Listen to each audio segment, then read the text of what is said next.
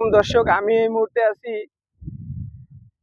ভোলা ৩ আসনের এবং মাননীয় স্পিকারের এলাকা। এটা আমাদের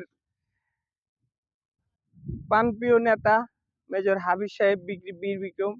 এটা হলো একটা লঞ্চ ঘাটের রাস্তা, পশ্চিম চরমেত ৮ নং ওয়ার্ডে আমি আছি। এটা খালগোড়ার থেকে এটা লঞ্চ ঘাট আসছে। এই যে রাস্তার অবস্থা দেখেন, এই লঞ্চ ঘাটে যখন লঞ্চের থেকে যাত্রী নামা আসা করে, যখন নামে তখন এই যাত্রীগুলা যাইতে পারতেছে না, কষ্ট হয়।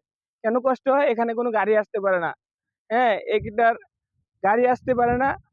তাদের একটাই দাবি, যে রাস্তাটা দ্রুত করে দেওয়ার এবং রাস্তাটা যেভাবে পোক্ত হয়, যেভাবে ভালো হয়, ওইভাবে সুন্দর করে একটি সুন্দর রাস্তা করার দায়িত্ব আপনাদের রয়েছে। আপনারা যারাই আছেন দেখবেন, আপনারা আপনারা যদি শেয়ার না করেন এটা কেউ দেখবে না। আপনারা বেশি বেশি করে শেয়ার করবেন। স্টপ করো।